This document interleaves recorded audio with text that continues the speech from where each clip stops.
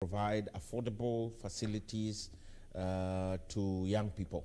So obviously the focus then of the fund is to ensure that it reaches out to as many young people as possible. And therefore one of the critical measures of success is how much money has been disbursed, but also what the impact of that money is on these businesses. So, you know, we put in measures in place since 2016 to 2019 to ensure that we were able to increase the loans that we were giving, both in quantity per enterprise, but also in the number of enterprise. In the 3-year period, we were able to reach out to 7,500 small businesses across the country, giving out a total of about 1.5 billion shillings. So that is basically, you know, that specific success. Of course, there's more that still needs to be done. There's still more young people who are not being reached by these funds. And this is why the government today, as we may all know, has an initiative to set up what they're calling Biashara Kenya Fund, which will be a consolidation of all the affirmative action funds. So the Youth Fund, the Women Fund, Uwezo, to put all this money in one pot so you have more efficiencies, you can reach out to more people, and you can eliminate the duplicity. Because sometimes you find one person who takes money from Youth Fund, but that person is also a lady, so she takes from Women Fund, and she's also a member of a constituency, so they take from Uwezo. So those are 3 loans to one person. If you bring it into one pot, then you're able to reach more people. Bwana Wilson, karibu sana. Looking at the youth, and actually let's backtrack it to 2003 after when we had the coalition government. We had Kazi kwa Vijana. Of course, it started out very well, but later a lot of youths were complaining, Kazi kwa Vijana, pesa kwa wazee. But to be fair, it has been there for quite a while. And looking at other projects, Kazi Mtaani, actually, that I can say that is one of the most recent, launched by President Uhuru Kenyatta. But there are other geared towards looking at the interest of the youth, looking at the Youth Enterprise Development Fund. We also have the Inua Jamii program. We also have access to government procurement opportunities, Kenya Youth Employment Opportunities Project. There are so many projects, including the recent one of Studio Mashinani. Kindly comment on that. Yeah, thank you. I think going back to that program you have mentioned of the Kazi kwa Vijana, I think there were valuable lessons we learned from that. And going forward, and we are having learned from how that was administered, we now have come up with a structure to make it even more efficient and effective. And let us say, for example, like the Kazi Mtaani, the one we are having currently, was a result of the onset of the COVID-19 pandemic. Yes. And we found that because of this disease, the lockdown we had, and so on, a lot of youths who are actively engaged in various activities, the hotel industry, the industrial sector, especially within Nairobi, ended up with no source of livelihood. Not only the youth, but also families. You know, initially, from 2 or 3, we had that program of Inua Jamii. Yes. And that program actually targeted the orphan, those who are taking care of the orphans. It was also taking care of the elderly, those citizens over 70 years of age, and also those with the severe disabilities. Under this program within Nairobi region, we have a total under that program of about 21,000. Now with the onset of COVID, now we found very, very many vulnerable people. And we began initially with a cash transfer program built along the lines of the Inua Jamii, whereby the government now started giving some money to families to buy food, because we found the relief food distribution was quite a nightmare.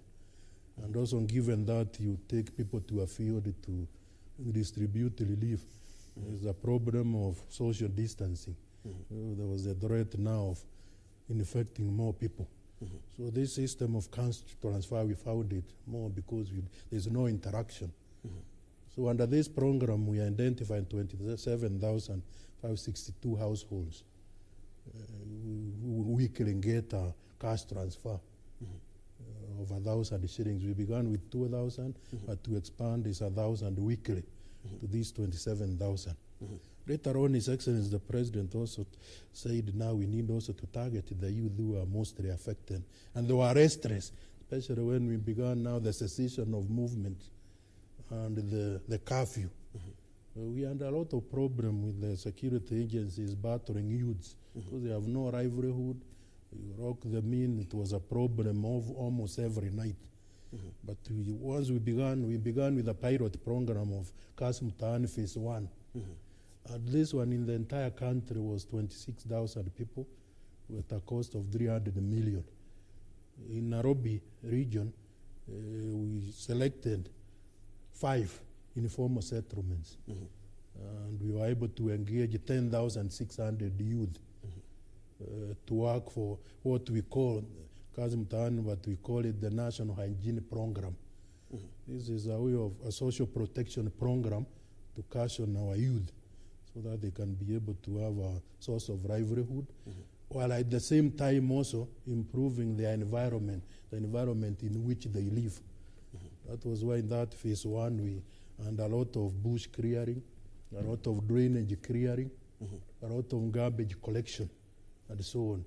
The activities geared towards improving the environment in which they live, while at the same time getting them some money to buy food for their families. That Phase 1 of Kasim Mtaani went on from April to June. And then we extended it up for another 1 month up to July.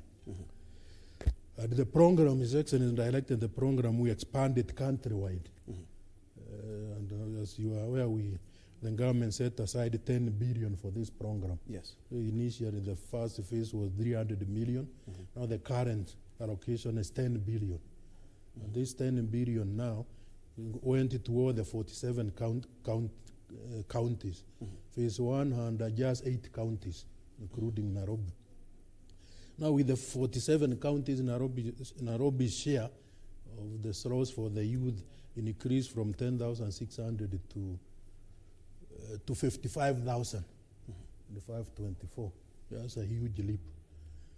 And in this Phase 2, we were able now, apart from the hygiene issues, which were in Phase 1, they are still continuing, the drainage care, the garbage collection, and so on. But this Phase 2, we also are having idea of long-term projects which will go beyond the COVID-19 threat. And this Phase 2 is for 6 months. The activities which have been ended are the programs like beautification. You can see a lot of activities in Uhuru Park, City Park, CBD.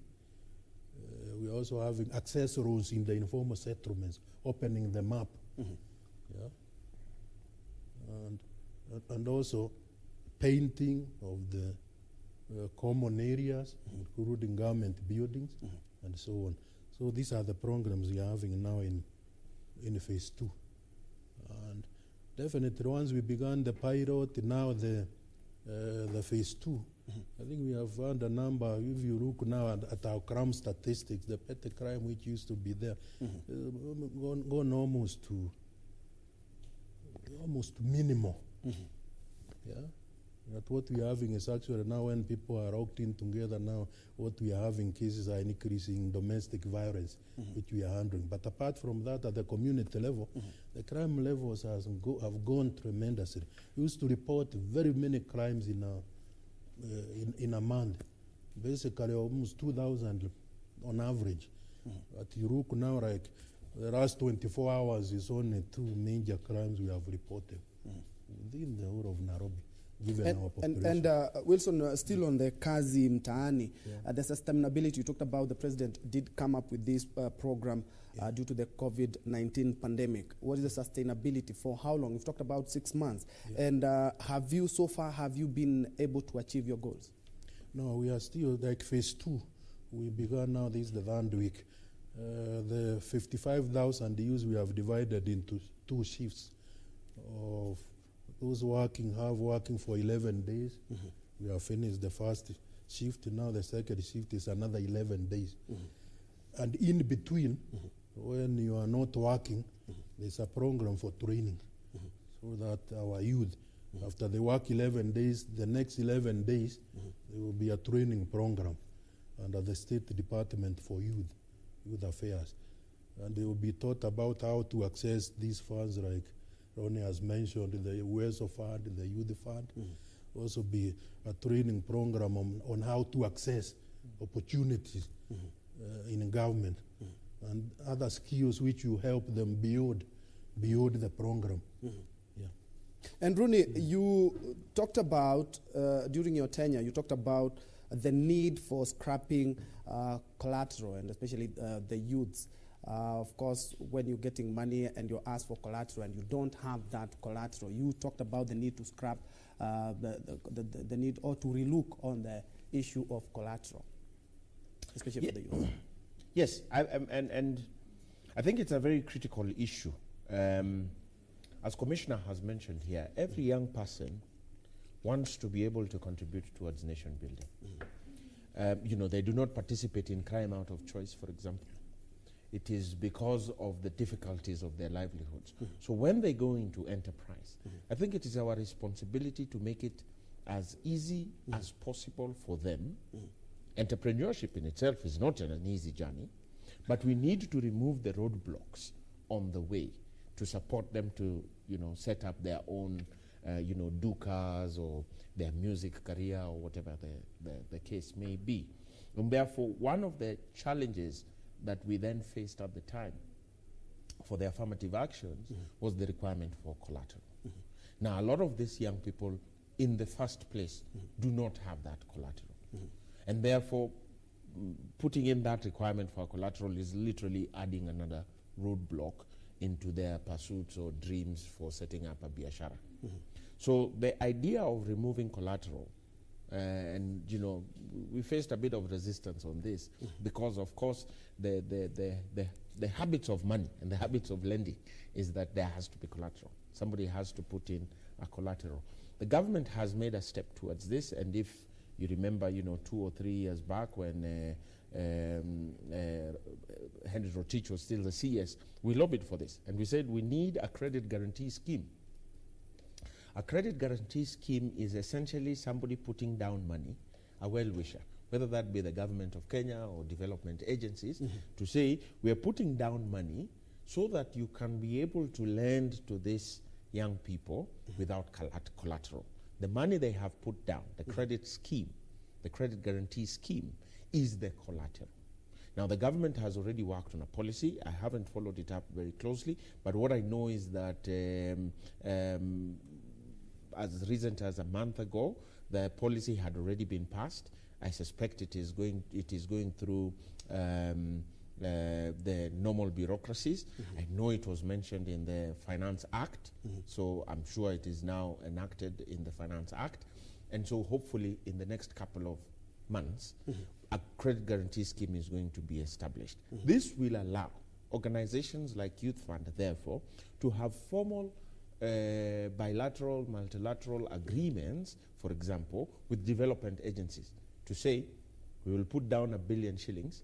For every 1 shilling you lend to a young person, our 1 shilling guarantees. So you don't need to get a collateral from the young person. So this I think are the moves that the government is making just to make sure that access to credit is much easier for young people. But there are other barriers as well. So it's not just about, collateral. So that was one of the things that we wanted to address. But young people also, and Commissioner here will tell you, when they see him in his uniform, I don't know whether that has changed now, but when they see him in his uniform, and system imetukujia. Okay? The young people have this distance they have built between themselves, whether by experience or by perception. They built a distance between themselves and government.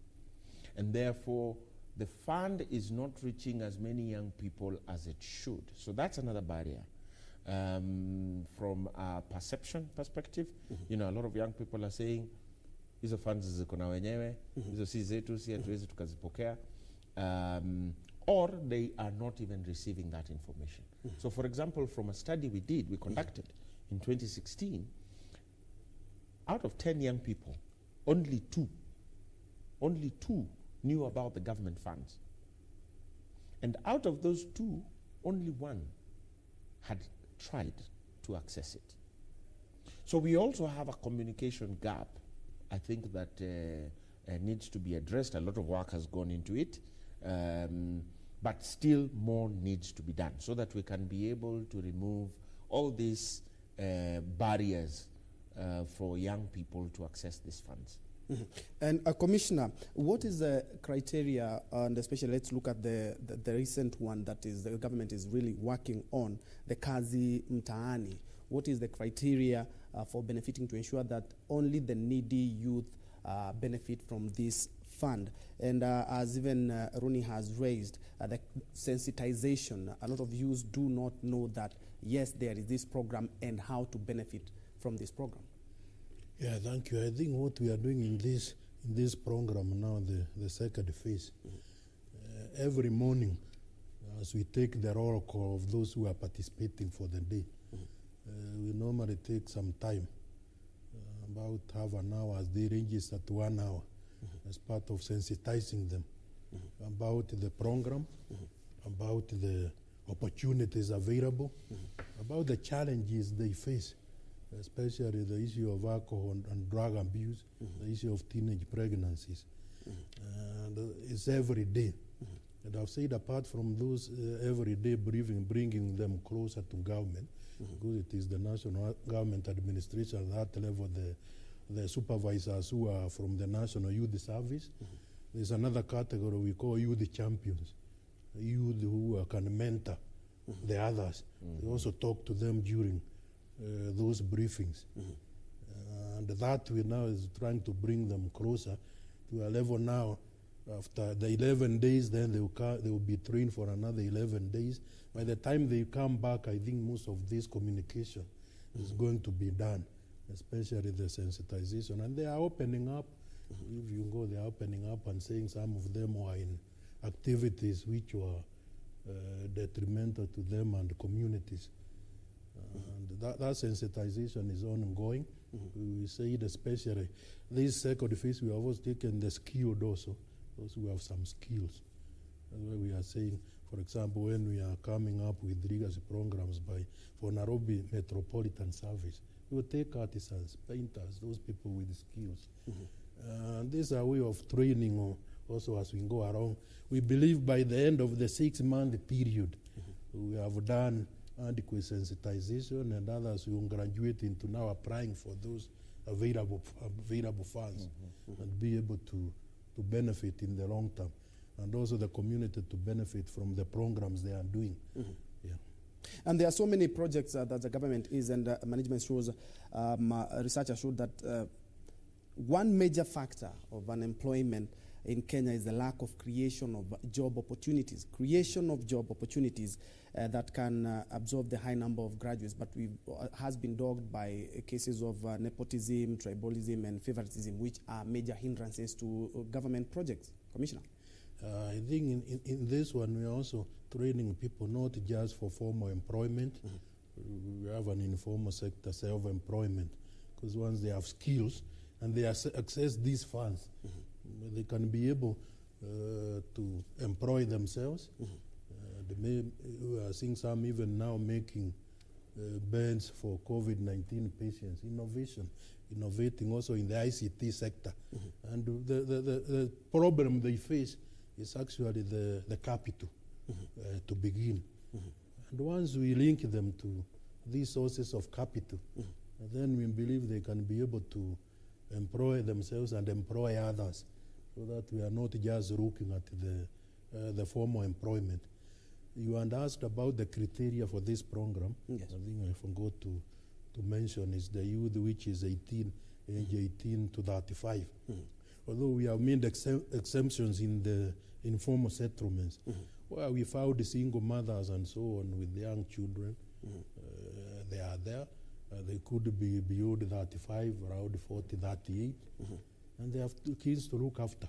And we have also said we cannot leave them out, because this is a social protection program. So you find some exceptions where there are very, very many needed cases. And the bottom line has been that we are taking those who have problems in their home at the Nyumba Kumi cluster level. I think all families are known that these ones cannot buy food, these ones cannot sustain themselves. Yeah. And those are the pool from which we are picking. And since we have seen the other government programs like Inu and Jamii, the cash transfer, the ones I said we began with to buy food, I think we are saying those people benefiting from one or the other government program should not join Kazi Mtaani, so that we extend the base from which we are taking. And I believe we are doing well on that score, so that we increase the number under social protection during these difficult times. Yes, and Rooney, perhaps to add on what Commissioner has talked about in terms of creation of jobs. Of course, we've seen even young people coming up with ICU beds and talking about we need the support. Government, where you kindly support us in this endeavor. And of course, in any fund, there is the repayment. You talked about 88%, and especially on the youth fund, actually the loan improved. The loans repayment improved by 88%. That's a huge number. Absolutely. And there's a lot of history around that number. So when all these funds were set up, a couple of years back, unfortunately they were set up in a political period. Yes. And a lot of the initial communication, I guess, was also fashioned, politically, and therefore a lot of people thought these are political funds. So you have a period between 2007 and I think 2010 when the funds performed very badly, so that the repayment is actually below 40%. And unfortunately then that makes the entire loan book very toxic. After 2010 it begins to improve. But then we had to step up initiatives for, reaching out to young people, restructuring loans, supporting them to be able to repay. I don't think anybody takes a loan not to repay. This was my belief, my philosophy then, and is still now. I don't think anybody takes a loan not to repay. It is the circumstances under which they find themselves that then can make it difficult. So I think it needs to be a more holistic approach, so that we are not just providing funds to support entrepreneurs, but we are also providing them with the training and technical assistance to help them build a stronger business that can be able to last.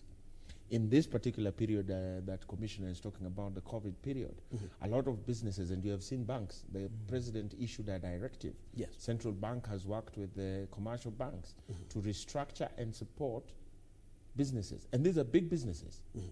Why wouldn't we do the same for our young people with small businesses, small kiosks with small amounts like 100,000 or 200,000? I think this is the support that young people need, that we are not just giving them money, but we are also providing them with the technical support. And in periods like we are now, whether it is economic stress or now the pandemic, we help them to build their businesses to be resilient. And let me tell you, we have a lot of young, innovative people. If you look at and you've mentioned some of them, these guys who are coming up with ICU beds, there are young people who are doing 3D ventilators, 3D designed ventilators, and printed. It's amazing what kind of technology you have. You have, some young people I know in EPZ who are producing nuts, but their market was abroad. So when international travel was blocked, their entire market collapsed. They closed down for 2 months, but then they stepped back up and they said, you know what? We can make PPEs. And they have repurposed the entire machinery to now develop PPEs, which they're exporting some to some other parts of Africa. So the resilience, I think, that young people require during this period. And because we are no longer just talking about a public health crisis. The public health crisis has become an economic crisis. which then ends up being a social crisis, as Commissioner said. If there's no income, crime goes up, right? So we need to then address that economic crisis that we're facing today. And the economic crisis we're facing today is that businesses need to be as resilient as they possibly can to ride this tide so that they come out on the other side just as strong or even stronger, so that we can be able to retain jobs. Small businesses even more so, because majority of Kenyans are employed in small businesses. This is a fact. Small businesses employ up to 80% of all employed persons. So if small businesses do not survive COVID, we will have a major unemployment problem post-COVID. So I think measures, and it is good that we have started at the first level, and first level, of course, is household support, this social protection program. We need an economic protection program that then also looks at small businesses and says, how do we keep Mama Mbogas running? How do we keep our resellers in Gikomba running? How do we keep all these small kiosks, electronic shops running? So I think that is also something that needs to be primary agenda for government. Indeed. And Commissioner, another big project by President Uhuru Kenyatta has been the public service internship program, where the government started the initiative designed to offer opportunities for young college graduates. And how can the government put in place measures to ensure that interns are employed, and after the internship they are not left jobless again? Because there's also another big project that is designed to help the youth. Yeah, for example, that internship program is being managed by the Public Service Commission. I think like last year they advertised and recruited almost close to 10,000, and this year they have also advertised. And they have taken quite a number in all the government ministries and departments. But also we are also seeing now vacancies arising now out of government now, apart from internship. The issue also of vacancies now under the 3-year contract system, which has been initiated. And of course, once they get those skills, I think even when they go to the interview for these other positions which are contractual, I think they stand a good chance because they already know what it entails. So that program has also absorbed quite a huge number, especially of those who have degrees and diplomas. It's going to continue for the foreseeable future, because I have said this year they have also advertised. Waiting now interview for this, but this year. And post-COVID, Commissioner, do you believe that if we established perhaps an employment relief fund that could cushion especially the youth, the thousands, if not millions of youth that are worst hit by the COVID-19 pandemic?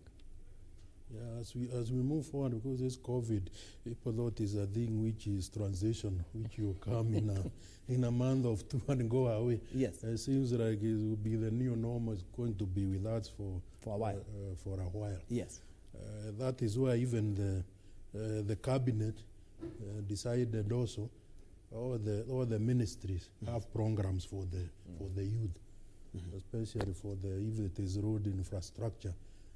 The labor intensive method, so that we engage as many as possible, so that every government ministry and agency has a slot, as a percentage of funds set aside, because this is going to continue with us for quite a while. So the government is seized of this matter, is trying to put up mitigation measures. So this thing is going to be with us now. How we live with it, just like we man to live with AIDS, HIV AIDS.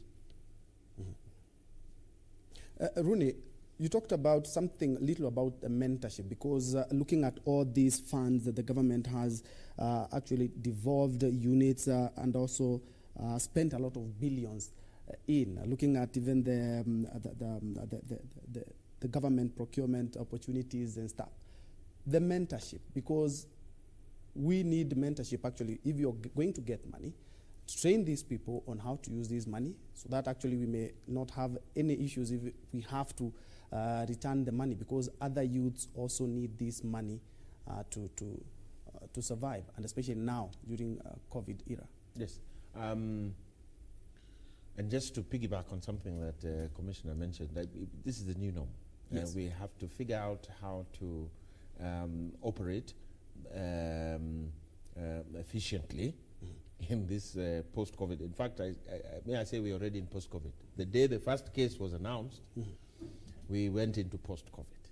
And a lot of young entrepreneurs now, more than ever before, require the support and mentorship, as you call it, to be able to be resilient through this period, but also to begin to think about the opportunities that COVID has brought about. Because when you talk about mentorship or business coaching or technical assistance to businesses, it is something that I think the funds try to do, but we have not invested the right skills to support young people to do these things.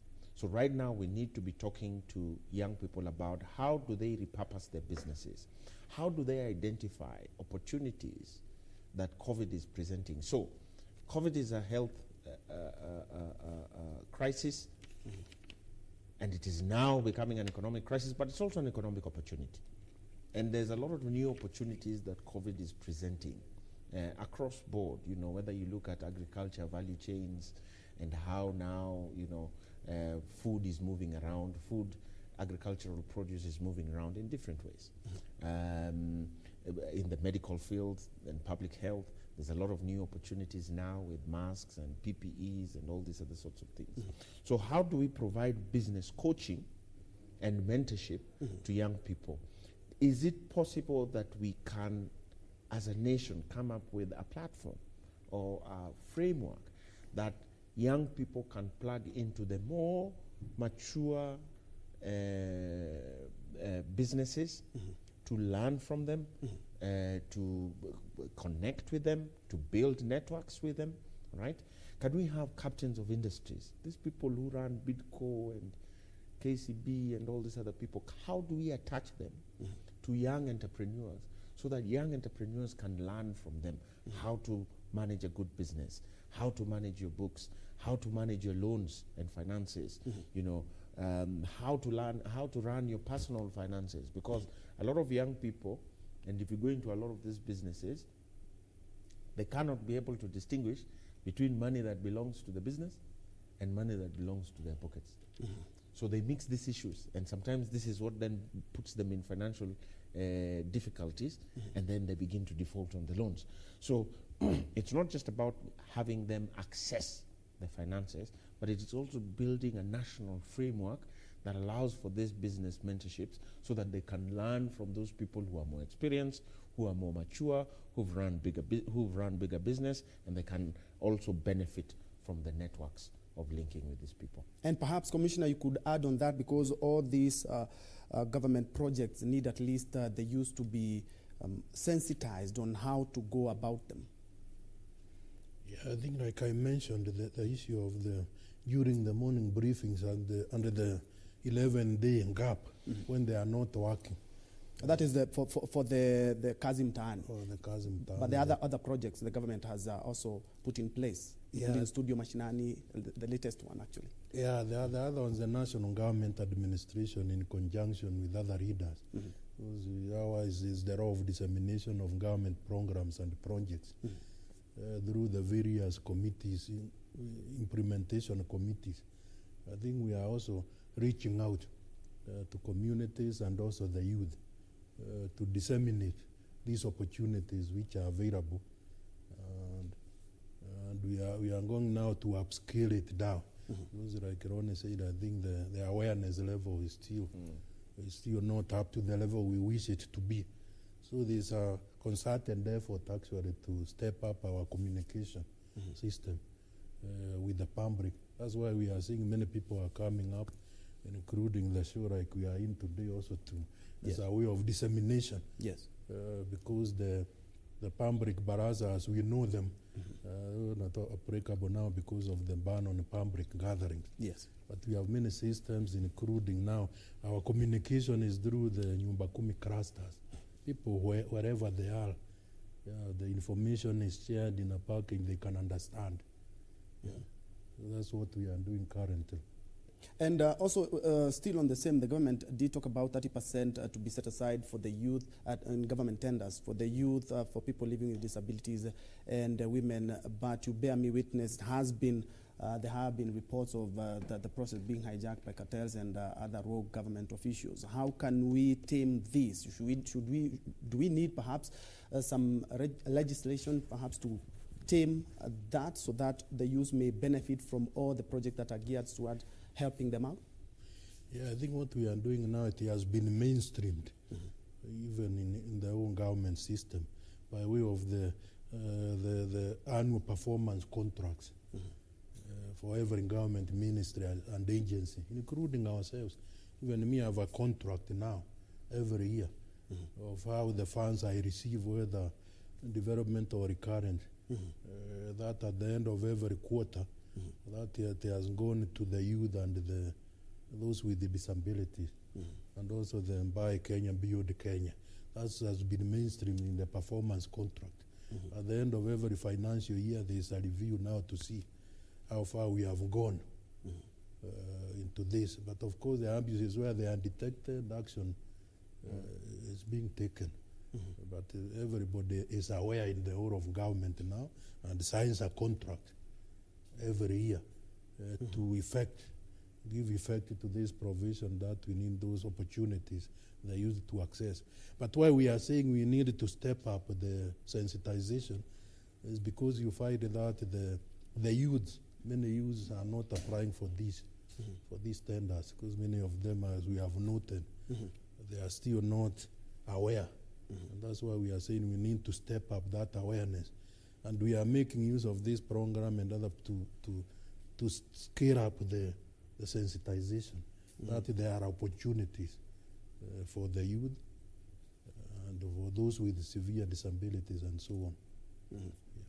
Rooney, you bear me witness that the job market is flooded with technologists. We have even graduates.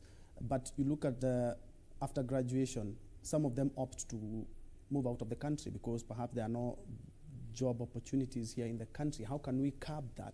Because we've had cases of youths going to the Middle East and some being mistreated and stuff like that. And I'll come to that. Just to also build on what Commissioner was talking about. Yes, please. I think on AGPO, and rightfully Commissioner has said, it's now part of performance contracting. You know, I think when I was in Youth Fund as well, as the person who signs the performance contract, I had a target for AGPO, to deliver on AGPO. And so I think that is one measure, just to ensure that we are holding the accounting officers accountable for delivering AGPO. But I think the biggest challenge, and Commissioner touched on it a little bit, is that maybe because of the perceptions of mismanagement or corruption, young people don't apply. And those who apply have, responding to a government tender is very complex. And so I think one of the things we also need to do is coach and train young people on how to respond to government tenders. You don't put one single thing, you're out. Maybe we need to lower the threshold for young people and women. But I am always of the view that affirmative action should not be about reducing the standards, because then we spoil these people, right? And when they go into global competition with their compatriots from across the continent or across the world, they will not make it because we lowered the threshold too much. So what we really need to be doing is training on procurement response for small businesses run by youth and women, so that they can be able to ensure that they meet those standards. But coming back to the issue of, I call it wanderlust, because the millennial is an interesting creature.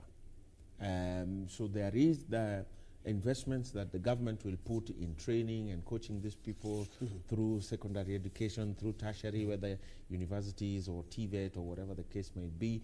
But there is 37% of young people who, even as they go through this system, know in their minds that they want to go and work abroad. For whatever reasons. Many of them say they want to go and see the rest of the world. They want to go and pursue opportunities out there. And I think it is okay. It is fine.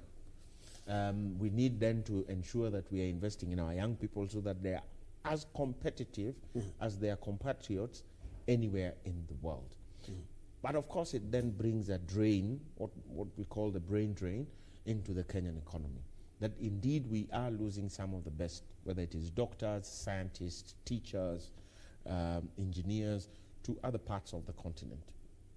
And we need to be able to see, how do you improve? And I think a lot of these people who are moving, other than the people who are moving because of wanderlust, is because, of livelihoods. So if they can't get a job here, they will go and look for a job elsewhere. Unfortunately, that is lost resource for us. So how do we holistically address the issue of unemployment so that we're ensuring that we have better quality jobs for young people? We can be able to increase the rate of absorption of those people who are graduating from tertiary into the workplace, and that we can be able to ensure that we all work to earn a living, right? So that the money in the pocket is commensurate to the effort of learning that these people have gone through. So I think if we look at it holistically like that, we then begin to address that particular concern. Indeed. Commissioner, I remember on Monday the pastoralist parliamentary group did talk about a lot of issues. And one thing that caught my eye is talking about even the youth there. When it comes to government projects like this, they do not benefit like other youths in other parts of the country. Yeah, I think this program, I said the first phase was a pilot for 8 counties. No, for the Kazi Mtaani. Kazi Mtaani, yes. Yes, But I'm talking about all other projects that even the government has. Yeah, for the second phase, I think we said it has extended to all the 47 counties. And all opportunities are actually given commensurate with the statistics. There is no part of this country which does not receive funding. Because there will be that issue of marginalization, because the funds are at both the national and the county level. For the national government, I think all the programs are spread across the 47 counties.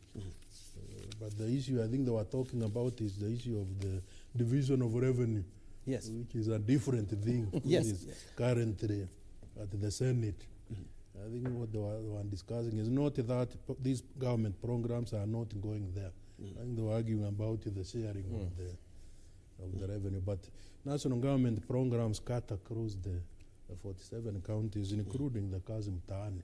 All the counties, 47 of them are involved. And let's look at the latest one, the Kazi Mtaani. We have even graduates who are also in the program because they're talking about they have lost their jobs, and others actually have never secured a job since they completed either college or tertiary or university. How can we absorb them after these projects? Because these are just, we've talked about phases. Is there perhaps a way we can assimilate these people afterwards? Because some of them have tremendous skills.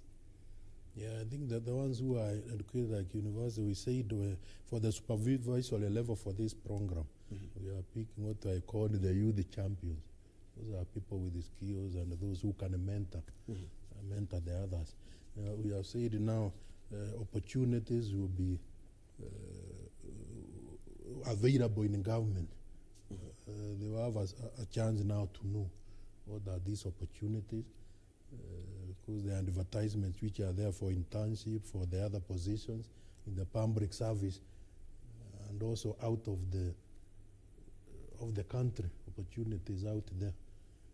So I think that our sensitization is ongoing, but where they fit, they will be there. And this program, as we have said, is we will be 6 months. Thereafter, then we revert to our other normal programs. Rooney, how can we leverage on the president's Big Four agenda? Of course, we can create a lot of jobs to create the required number of jobs, and perhaps what challenge does that quest pose? You must remember the underlying principle behind the president's Big Four agenda was to create jobs. Yes, yes. And with a focus on youth. Yes. And the president was very clear that we shall not leave anyone behind, and more specifically the young people. And therefore, one of the things I try to mentor young people on, particularly if you're focused on doing business, is to ensure that you look at what government policy is and where government money is flowing. And in the last 3 or 4 years now, the government money has been flowing into the Big Four. So whether that is the construction work that is going on in Ngara, the markets that are being built across the counties, the investments in infrastructure, so whether that is roads, healthcare, and the expansion of healthcare across the country. Obviously, it has gone into challenges because of the model since health was devolved. Of course, the government has faced national government has faced a bit of challenges in executing the healthcare plan, UHC. But this is where the money is. And so there needs to be a bit more investments. I think also there needs to be sensitization, if you like, by government, because sometimes these programs are not very clear. National programs can be very complex in the way they are implemented. And so to the young people who are looking for opportunities to plug in, whether to set up businesses or even just formal employment, we need to be able to break down these projects for them so that they can be able to begin to see the opportunities. So if we are talking about universal healthcare, we need to show young people where are the opportunities under universal healthcare. It is in supply, for example, of equipment and materials to KEMSA.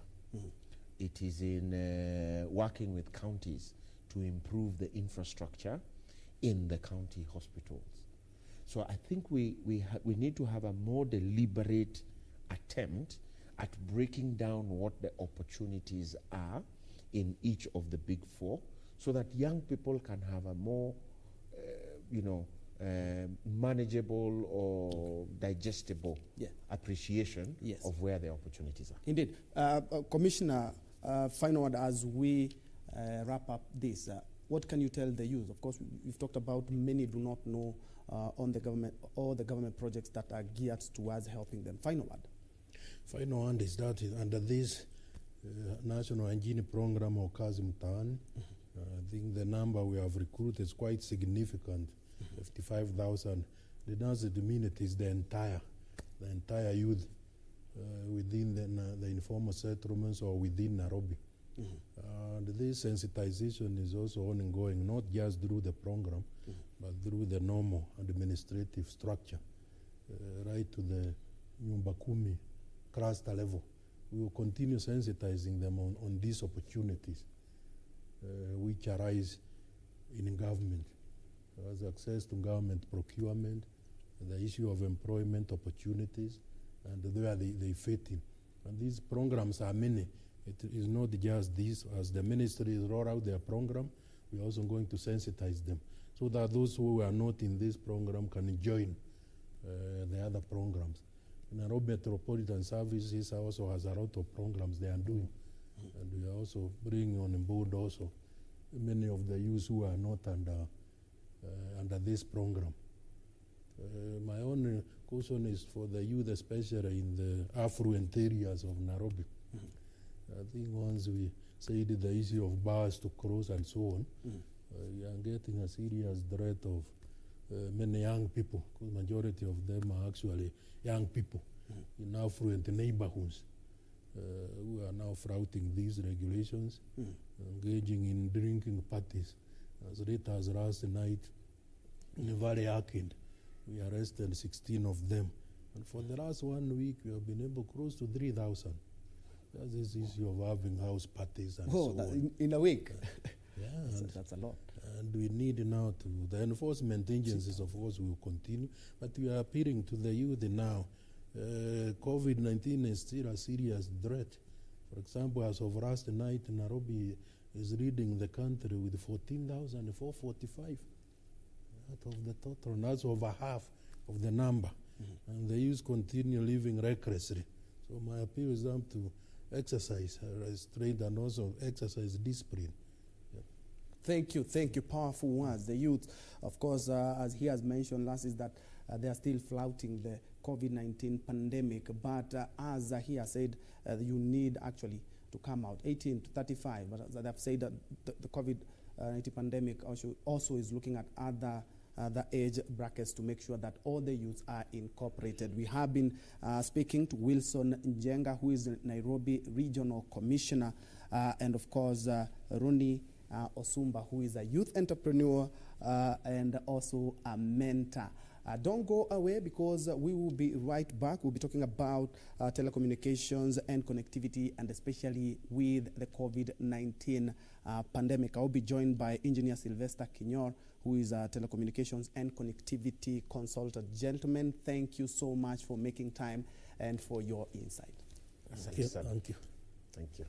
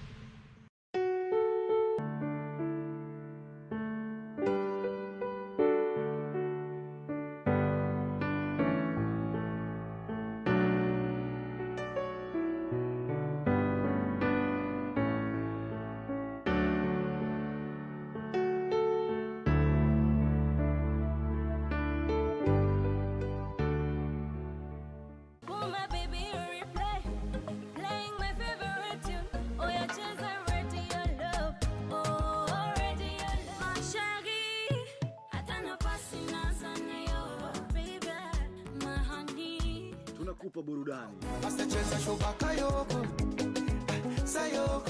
Na umbea, yani stories zinazo trend kwenye mitandao ya kijamii. See baby, now we are two in one.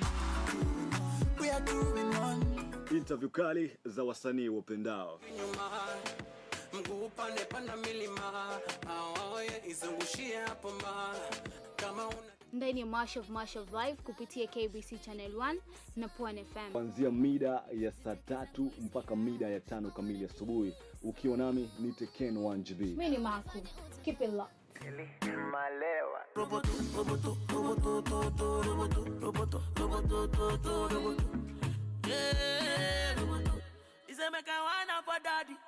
On the next episode,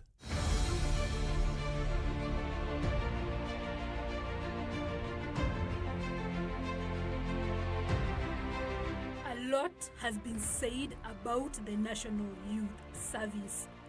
Granted. But President Uhuru Kenyatta's quest for this institution to be a center that nurtures the youth of this country to serve their nation remains grounded. The president told us clearly there will never be an NYS 3. Giving opportunity Ninashukuru Mungu, without NYS nisingekuwa ninajua kufanya hizi vitu zenye mnaziona mbele yenu. Leaving a positive mark. Yeah, I've been taught to do everything in a garment.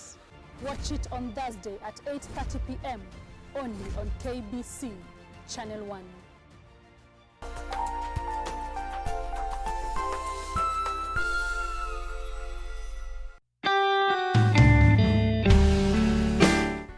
Hamjambo wa Kenya wenzangu. Mimi ni Mheshimiwa Mize. Ninalotaka kuambia ni kuwasihi ya kwamba korona iko. Na ili tupigane nayo na tuishinde. Ukikohoa, tafadhali kama una ile ya kujifunika ile tissue, weka mkono hapa. Kama ni chafya yako acho na itabakia pale pale. Kama ni kukohoa yako koholea hapo. Na nakwambia tukizingatia sheria na tuitii, hii korona tutaishinda na nchi yetu tutarudi kama kawaida.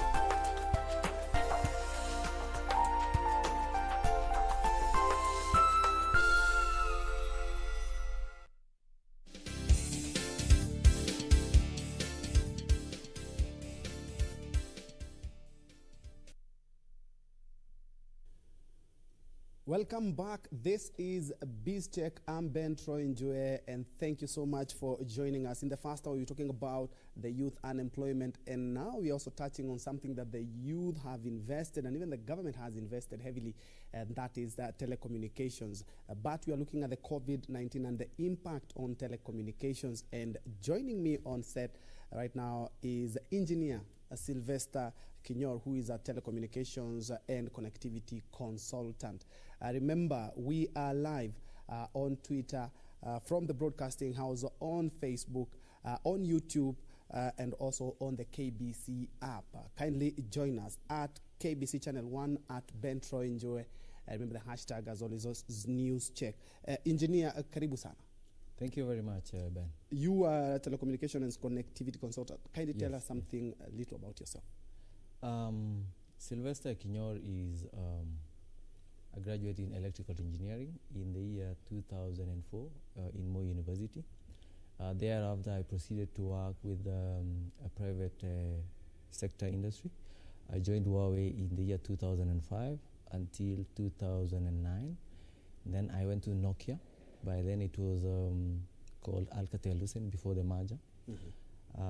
In 2013, interestingly, there was a major drive by Safaricom to do a massive rollout on their own fiber. Initially, they had been leasing from other players within the industry. And there was a big requirement by Huawei at that time to have local Kenyans who understand the fiber industry. So within the Nokia space at that time, I had been all over Africa, Uganda, Rwanda, Malawi, Zambia, doing the same kind of work. So when it came to 2013 onwards, for Huawei, I came in handy being a local and understanding the fiber infrastructure. So I joined Huawei 2013 until 2018 is when I said it's enough in employment, and I ventured into my own consulting.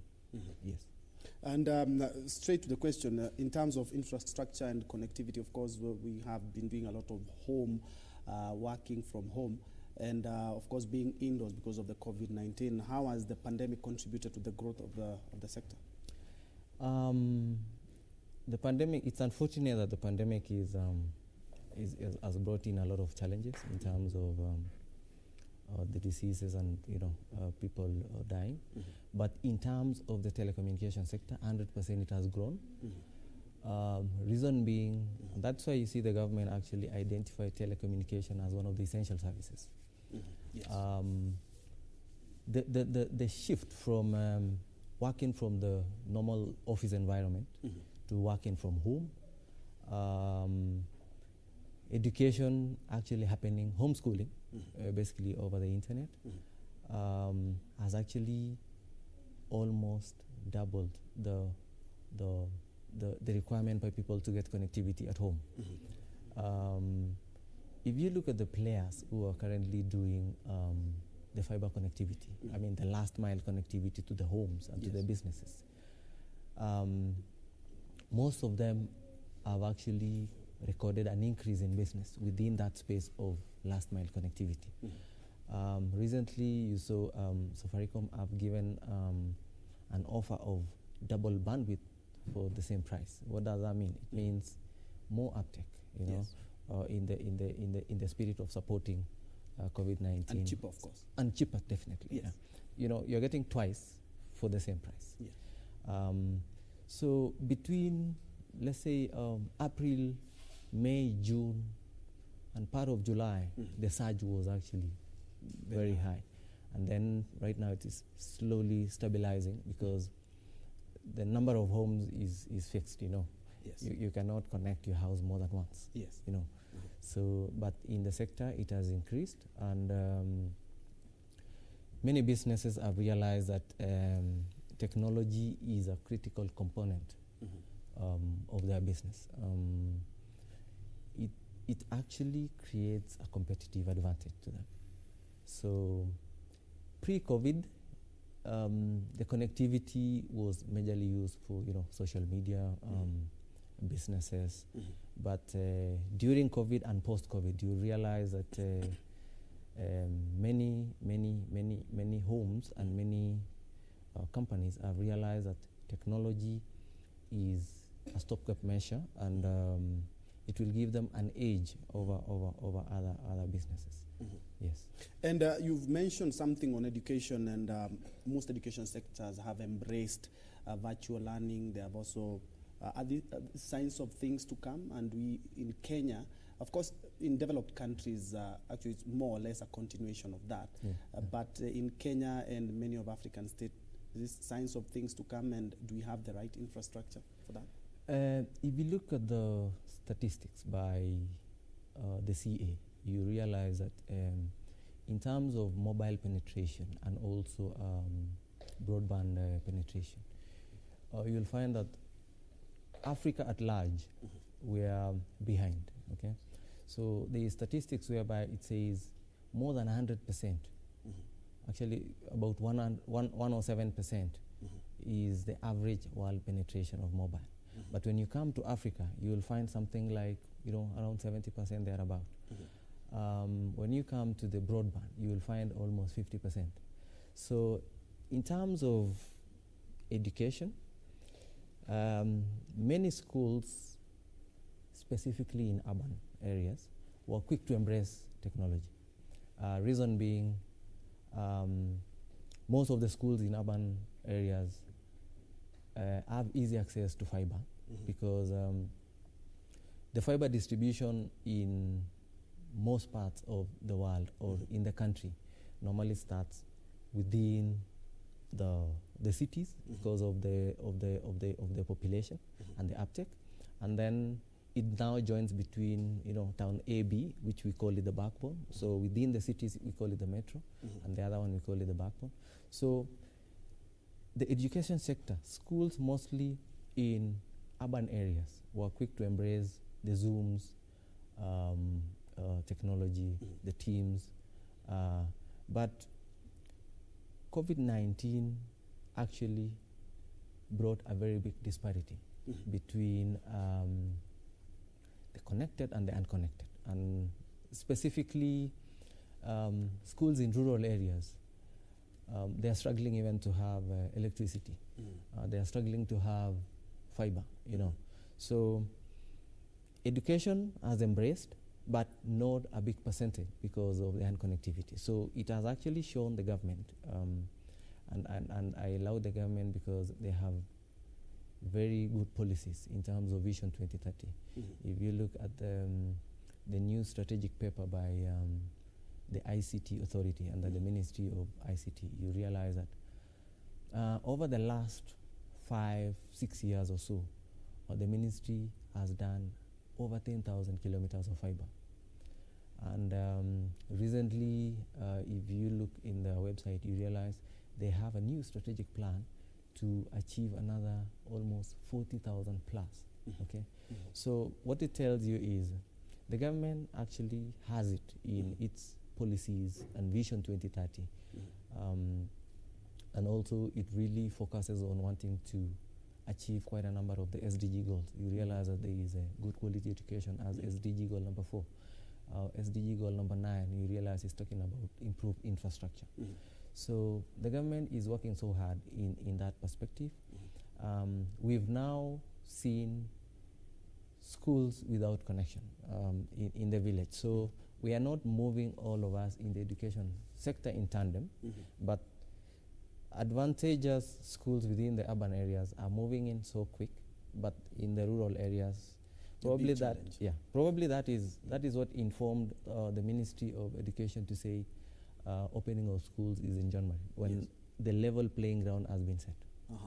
And Kenya, I know Kenya ranks very highly in terms of internet connectivity and also in terms of telecommunications. Of course, that's a big plus for investors wanting to invest in Kenya. Are we on the right track compared to other countries? And is it a big boost, and especially when it comes to investors? Yes. Kenya within Africa is one of the leading countries in terms of connectivity. Earlier on, I told you about 51%, the whole of Africa is broadband connectivity. But when you come closer home now to Kenya, you realize that the penetration is almost 80+%. Okay. So from day one, the first internet will actually arrived in the countries around 1993, 1995. And you see, currently we are talking about people with mobile phones is around 46 million out of the possible 52. Of that, it's about, from the CAK reports, about 22 million total broadband are people who have now smartphones, who can now access internet. So there's a lot of room for people to access internet, with more people to be connected in terms of fiber. A lot of private sector, the Safaricom's, the Airtels, they've really invested a lot over a period of time, and that is why it's giving the bigger percentage of why Kenya has actually advanced. And also the policies being put by the government are actually aligned to the world requirements, to the Vision 2030. And in the earlier show, when Ronnie was talking about the biggest contributor to the economy is majorly SMEs. And majority of the youth and majority of the SMEs are actually embracing technology. You find many young guys doing coding, many people doing business using internet. So Kenya is a very vibrant country in terms of embracing technology. And of course, the whole world had cancelled flights, and also Kenya was no exception. No local flights, no international flights. Of course, now people had to work via Zoom or other forms of communication. Did it lead to the sharp increase in telecommunication uptake? Yes and no. Reason being, the banning of flights majorly affected the hospitality industry. And to come home to telecommunications, many multinationals have their headquarters in Africa, here in Kenya.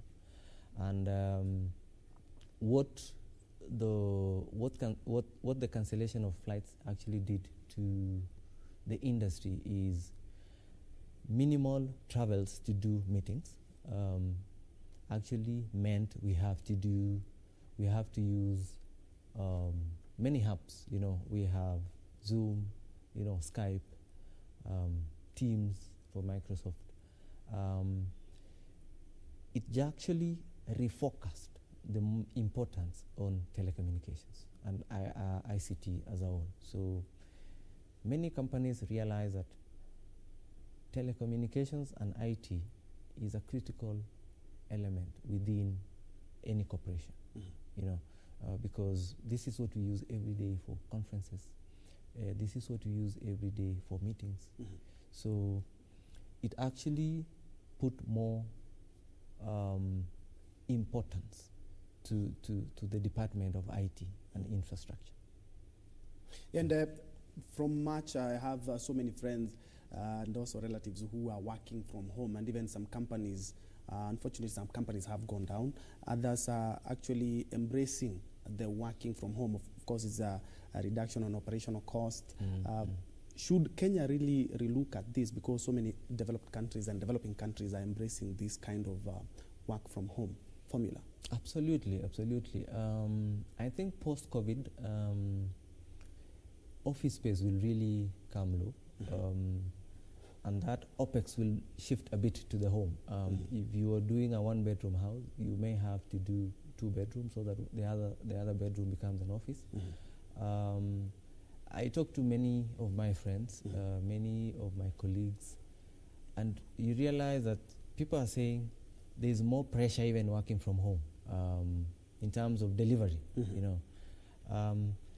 And I'm sure many employers are also seeing results in people working from home. You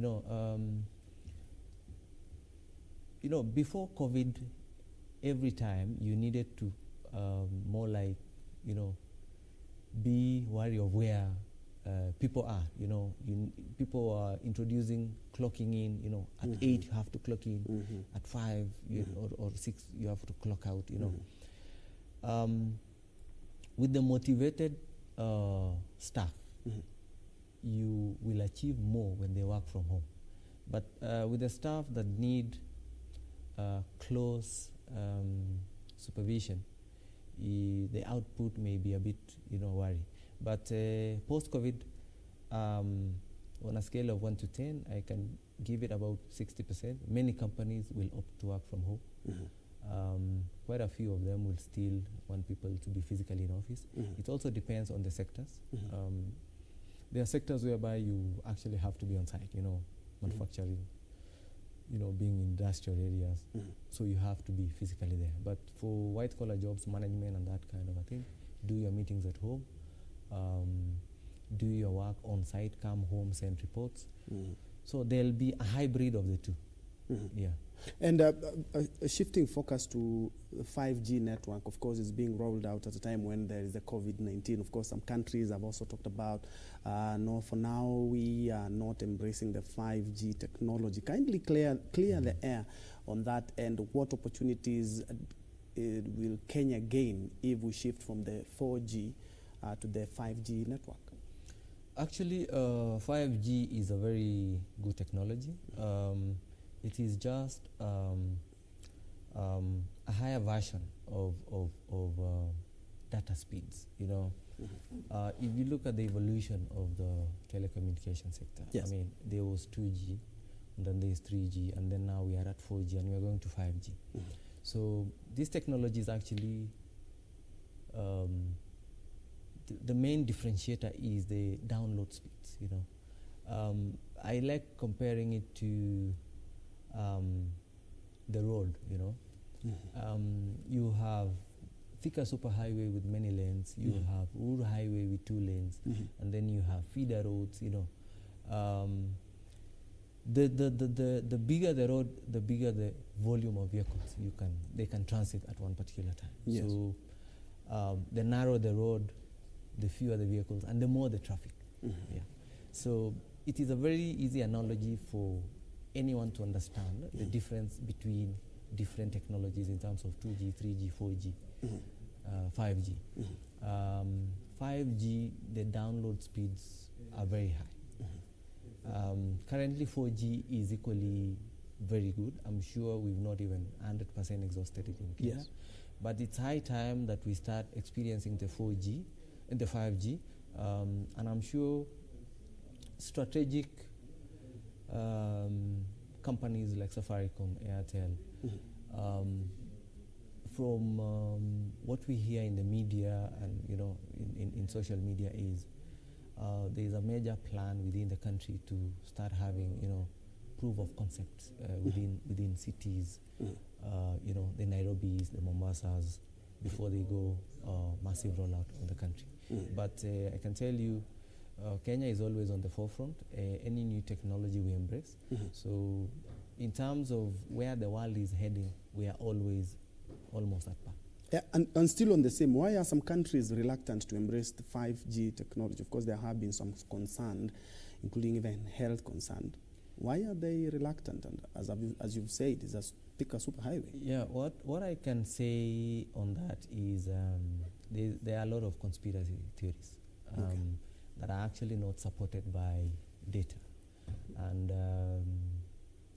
to the best of my knowledge, and I can speak this to myself, is 5G is a very good technology, and it has nothing to do with COVID-19. Okay, so what we are seeing in the social media, somewhere in Europe, people bringing down 5G stations and saying it causes COVID is a very false alarm. Okay, so 5G is a technology that we need to embrace. The main difference with 5G and 4G is that in terms of coverage of 4G sales or 5G sales, it is slightly smaller, and in the near future you are likely to see more base stations within the city or within residential areas, because the coverage area is a bit small, and probably the more the users, the more the sales shrinks. So probably that might just be the challenge within the players who are deployed. But I'm sure they have many strategies to partner with the right guys, like the Kenahas, the Kuras, the City Council, because the biggest challenge for telecommunication rollout of towers, or specifically 5G towers, will be the wheelie, acquisition of the exact nominal location where you want to install your base station. So what I would encourage players to do in the industry is to forge a partnership, whereby, if you partner with Kena, within a roundabout, you can get some space, within the roundabout you get space, then you put your mast. It can serve a particular area. We can have the billboard suppliers, where they can do specific designs of billboards, whereby you can use it as billboard, but on top of it you do some bit of extensions. It will necessitate a bit of designs. Yes. So when we do this kind of thing, we'll kill many birds using one stone. Yes. In the past, I participated in trying to push in our own small way government to have policies whereby instead of having fiber rollout by more than 10 operators, it makes a lot of sense to centralize. Why don't you deploy common ducts, the pipes? So if you, Ben, as an operator or as an interested party in rolling out fiber, yes, you just talk to the necessary authorities, be it Kenya, be it Ministry of ICT, and they will allocate you a duct. You pull your fiber and you serve your people. What has been happening in the past has been everyone does their own fiber. You'll find player A digging between, let's say along Langata Road. 3 weeks later, another player B comes with another away leave from City Council. They'll be given approval to dig, and they redig the same trench. If we leverage and we bring all these synergies together, yes, we stand to gain as a country. Okay. And moving forward, I think we're on the right track. Okay. Of course, when we come back, we'll be talking about, of course, the government has invested heavily in fiber optics, and now we have the 5G technology and also the loon technology when we come back. But let's first of all take a quick short break, but we will be right back. This is BizCheck. Keep it Channel 1.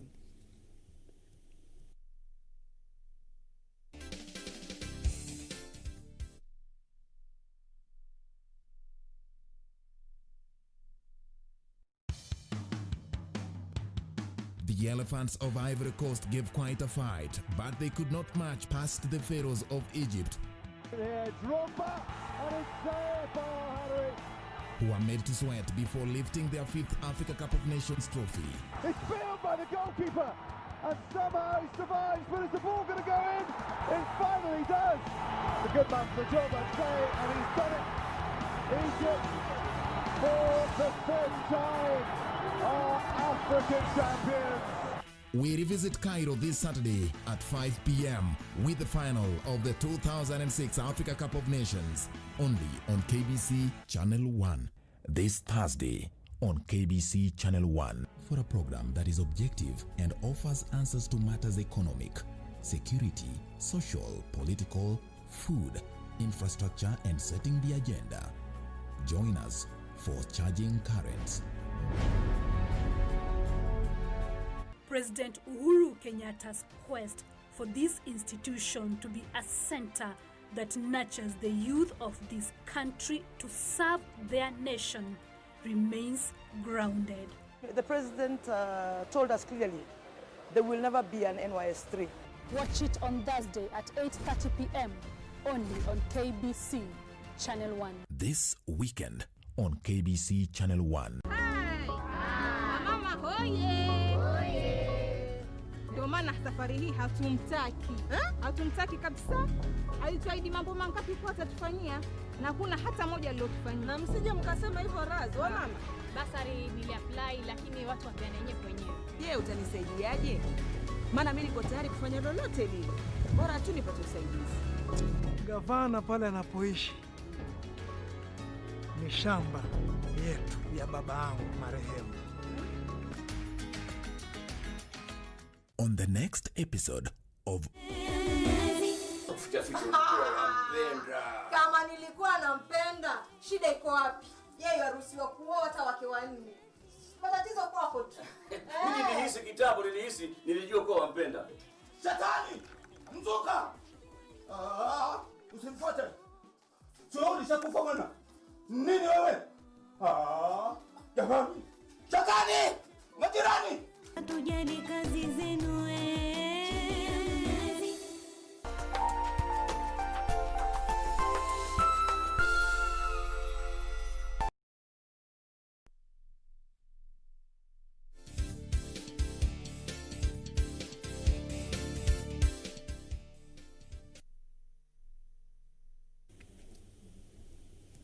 Welcome back. This is News Check, and we have been talking about the COVID-19 and impacts on telecommunication here in the country. And we are speaking to Engineer Sylvester Kinyor, who is a telecommunications and connectivity consultant.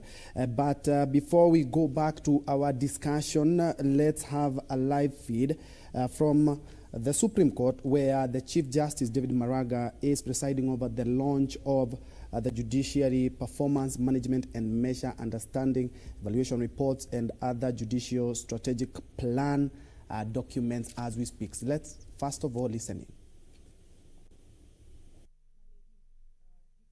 in. Honorable Lady Justice Philomena Mwilu, honorable judges present,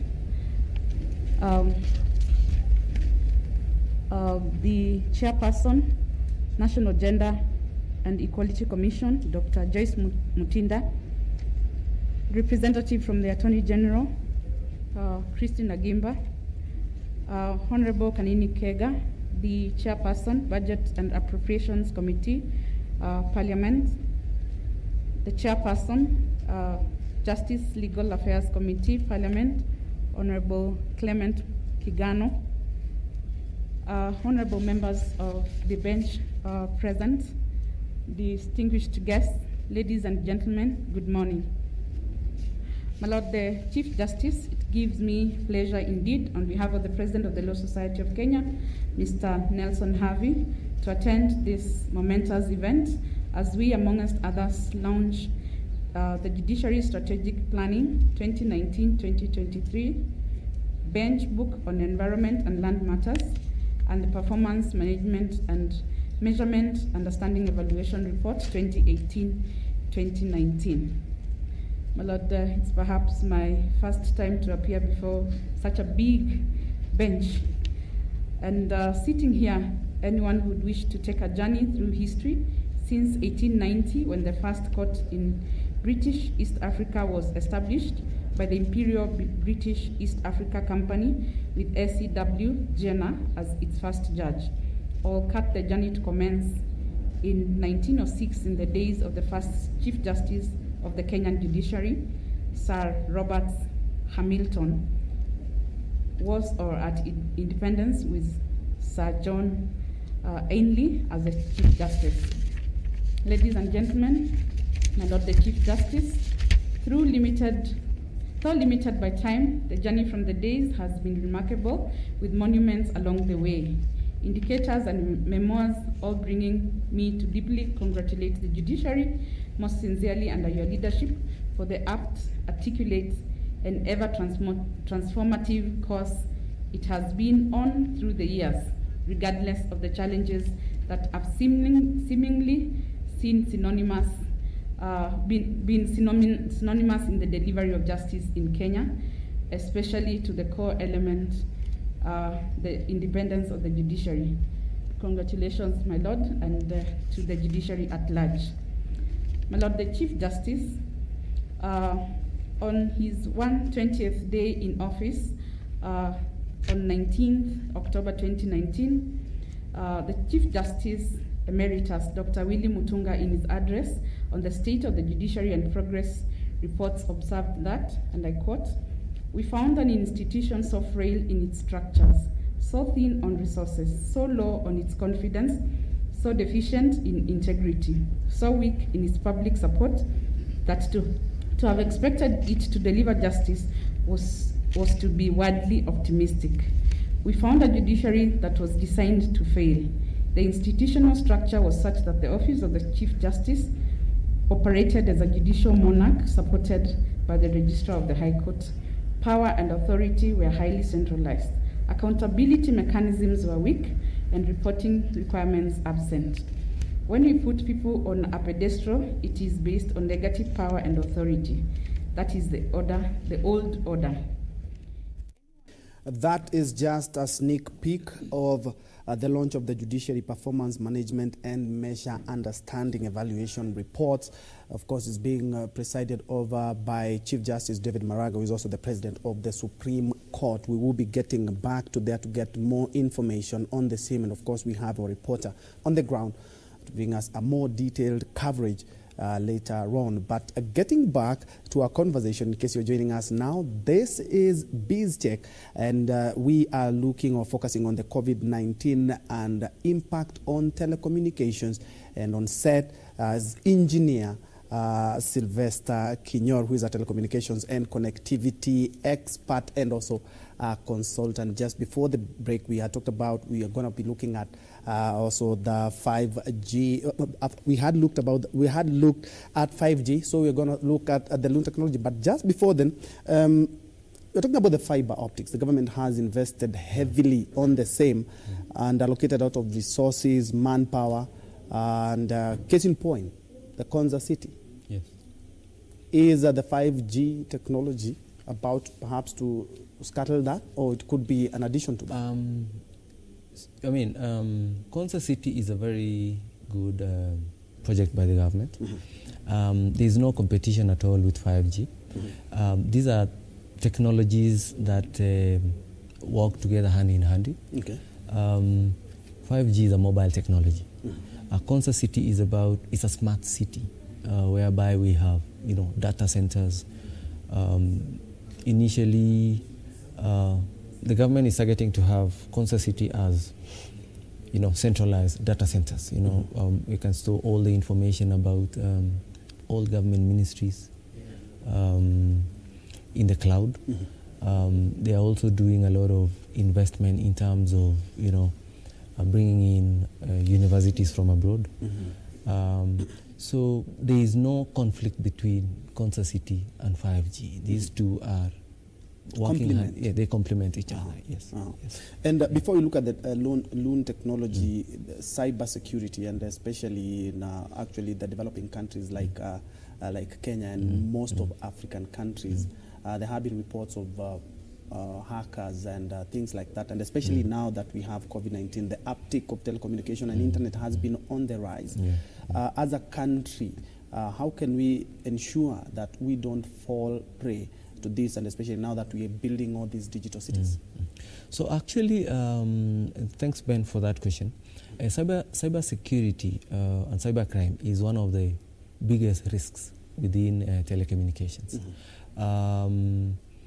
I would actually encourage many young people to venture into that sector because it's still very green. We don't have a lot of experts in cybersecurity. Even not many entrepreneurs or companies are already investing in that. So it's a very green field. But the country like ours, where internet usage is actually increasing at an increasing rate, we are prone to hackers. So it is something that the government needs to put checks and balances in place. Youth, entrepreneurs, this is a very green field for you. So it is a very good field to venture in. And I encourage people, or rather students in the university, study something on cybersecurity, and you will thank me later. Yeah, but where are we as a country in terms of cyber? Yes, we've invested as a government, or rather government has invested in cybersecurity, but on a scale of 1 to 10, I can say we are less than 5. Yeah, there is still more to be done. Yeah. Let's look at the loan technology. Of course, it's a very new technology in Kenya, launched by CS Musheru around 3 months ago. Yeah, thereabout. Yeah. Where are we as a country? So earlier on, we talked about the connectivity penetration, and we said most of the connectivity is majorly in urban areas, or urban areas and along the highways. Loan technology is one of the technologies to complement, the fiber technology. It is one of the technologies to connect the unconnected. I find it's a good solution, specifically for marginalized areas, hilly areas, because the actual rollout of fiber it's a very expensive affair. In terms of capex, it is very expensive. So loan technology complements marginalized areas. And as we were saying earlier about the education sector, this technology can come in handy if they increase the number of loans to target, remote villages and schools, so that students within those particular marginalized areas can also equally access the education, virtual education, like their peers in the urban areas.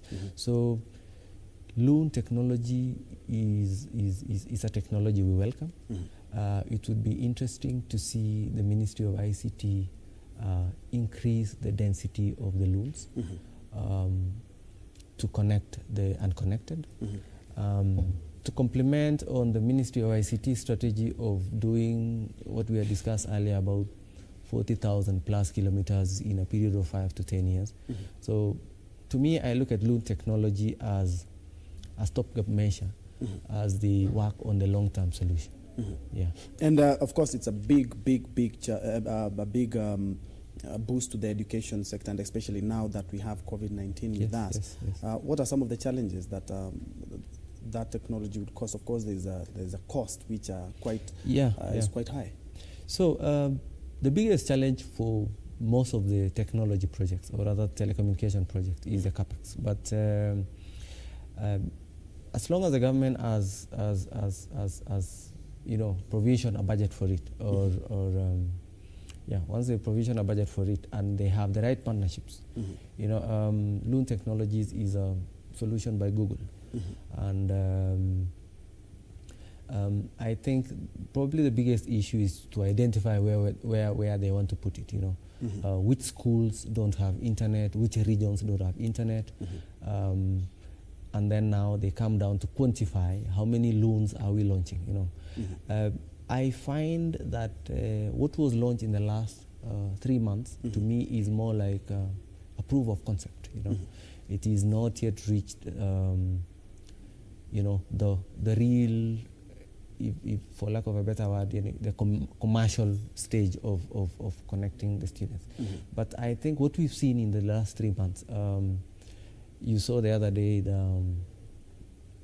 the CS for ICT, Musheru was launching a loan in some remote village in Baringo, and he was actually calling the president, and you could see the speeds were very good. The video was not even buffering. Yes. So the stage where we've seen it works. So what we want is, massive deployment so that we bring up to speed the unconnected regions in terms of schools, so that we improve the education, and we make sure that all kids in the country have access to the same education virtual. You did talk about cyber security being one of the areas that you would tell you would tell any youth to venture into, because a lot of people have not ventured into it. What are other areas in telecommunications where the unemployed youth can really venture into so that they may benefit? Because, as you say, the uptick has been tremendous since the COVID-19 pandemic. Yeah, Ben, what I can say is the biggest problem we've been having with the youths in this country, or within the employment sector, is mentorship. Many youths, I can also remember when I was growing up, there were no mentors at all. You grow up in the village, you go to high school, and you have no one to look up to. The closer person that you look up to is your teacher, or when you see a plane flying, or your parents singing about being a doctor. I can tell you what I've done before I come to your question. What I've done in the past is I've done a lot of mentorship to many young guys. I was one of the key mentors in the PDTP program. It's called a Presidential Digital Talent Program. I think it's part of what you were discussing with Ronnie earlier here about the internship program within the government. And I found that program very helpful to the youth, whereby we were interviewing youth and then onboarding them to different government ministries, different private sector companies. And we give them a period of time, maybe 3 months to 6 months, and guided leadership on what you need the youth to do within 1 month, 2 months, or 3 months. And I find mentorship being a critical role in reducing the unemployment. Many youths, up to now in the village where I come from, still want to do the engineering course that I did. The course that I did at that time, there was a huge need for engineers of my type. And what I keep advising them now is, fine, you can do engineering, you can do IT, but there are many areas sprouting out of the bigger ICT sector, like cyber security, like cloud computing, like big data. All these are coming to be the next big thing within the technology sector. Within the technology, many of my colleagues will tell you In IT, there's something called OC layer. In OC layer, it's been done in different types of layers. So where I'm a specialist is around layer 1, layer 2, which means connectivity. Connectivity, you pull a cable from point A to B. But after pulling the cable, what next? You need to install an active device between the point A and B. Yes. Right? So that you install programs in those active devices, and then they give you the services. So within the connectivity, there are so many other layers, including cybersecurity, big data, managed NOC. There are many things that, if our youths are not mentored by experts like us, they will not know, and they will keep learning from social media and that kind of thing.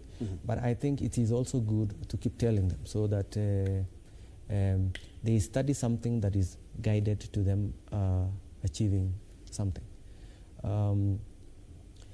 Something else about youth and employment and entrepreneurship. It still boils down to mentorship. They don't have people to look up to, in terms of business. But if they get mentors and they are guided on, basic registration of a company, what basic documentation do you need to set up a company? How do you build your brand, over time? How do you leverage on customer communication, customer centricity? They can read those things on the internet, but if they get to hear it from someone who has practiced, and his or her business is booming because of going strictly by some virtues, they will start realizing that these things are with us, but we are not embracing them. So mentorship is very key, and that is why I mentioned here today on TV that it is good for our youth who are in universities or planning to do further studies, whether masters or PhDs, venture into new areas like cybersecurity, big data. It will actually even move the country in the right direction. And we have seen a big uptake of video conferencing tools like Zoom and Skype, and also in media we are using it to keep the social distance. The uptake in the country and the future of video conferencing tools right here in the country, what do we need to do more so actually to benefit from this, and especially now that we have COVID-19? Yeah, you remember in February backwards, let me say pre-COVID, yes, you realize that none of us knew anything about Zoom. And they were reporting the social media that the shares of Zoom between March, April, and May, it went more than 100%, because of everyone all of a sudden embracing the Zoom. And there were many issues surrounding the Zoom. You remember people using the free version of Zoom, and there were a lot of, as you say, hackers. You find people are in a meeting, and then hackers hack your meeting and display different things within when the meeting is going on. There was video conferencing initially, but it wasn't much of a critical component within our day-to-day corporate lives. It was majorly just for different branches abroad. Let's say you have an HQ in London and you're in Kenya, we were using that. Yes. But post-COVID, video conferencing apps are here with us, 100%. So if youths are innovative enough, let them try. Let's have our own local app to do video conferencing. Why not? Unfortunately, we are out of time, but final words on the future of the telecommunication industry, and especially when we are talking about post-COVID-19. In the country, that is. Yes. Telecommunication is a very critical component in post-COVID. Now many entrepreneurs, many company owners, many companies have realized that telecommunications and ICT is a critical component that can give you competitive advantage in your business.